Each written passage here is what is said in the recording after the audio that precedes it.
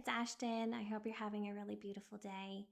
On today's video, I'm going to actually talk about visual communication. I have another video that talks about visual vocabulary as well as visual language, but I feel like visual communication is sort of the umbrella term for those two. So certainly go and check those out so that this one makes a little bit more sense for you as well. But I just want to quickly talk about what, to me, visual communication is. So, this idea, or I wanted to talk about this today because I had an experience last week that I thought was really interesting. So, most of you that are watching this video would probably consider themselves to be a bit of a doodler.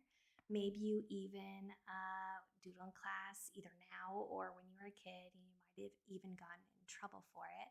Well, there's lots of statistics out now there and conversations about how doodling is a powerful tool. We'll table that for another day, but um, for me, visual communication is about how we use drawings or simple visual elements to help communicate an idea. And sometimes that can be a connection with someone else or trying to get a complicated concept that's in your mind. You're trying to explain that to somebody else. So, anyways, back to my story. What sparked this wanting me to talk about this today was I took my oldest daughter to the dentist last week. And the dentist is not her favorite place to be. And she was very worried and nervous, as she always is. And I was talking to her, and the dental hygienist was talking to her. And the dental hygienist pulled out, I can't remember what she drew on. I think it was just a little piece of paper and a pen. And she drew what would have been like her teeth and was explaining to her what she was going to do with the cleaning process. And I was so happy. It made me like giddy with joy when I saw that she was using a very simple tool of just drawing some like little squares to represent her teeth and showing her what she was going to do to her teeth when she cleaned them using a very simple drawing, which I thought was amazing. So you can use that short story of understanding or an explanation around what visual communication is. So you're trying to get across an idea, a concept, or maybe something emotional like it was for my daughter to make her feel more at ease by drawing a simple picture to communicate that idea. There's lots of stories too about things in the past with famous people and presidents and like drawing things on napkins and all that good stuff.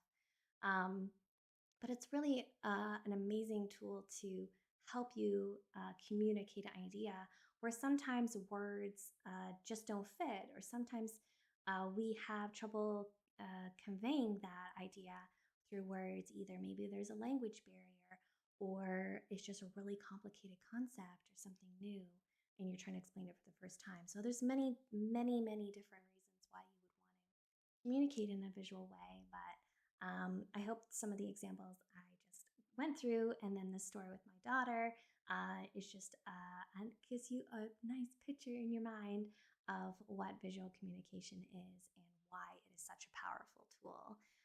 And that's why I believe like visual note taking and sketchnoting and graphic recording and all those ways that we take that information and put it into a picture and make and do it in a way that's really, really intentional. I think it's just such a powerful tool. And that's why I've dedicated the last number of years of my life to doing this type of work, because I just think it's amazing.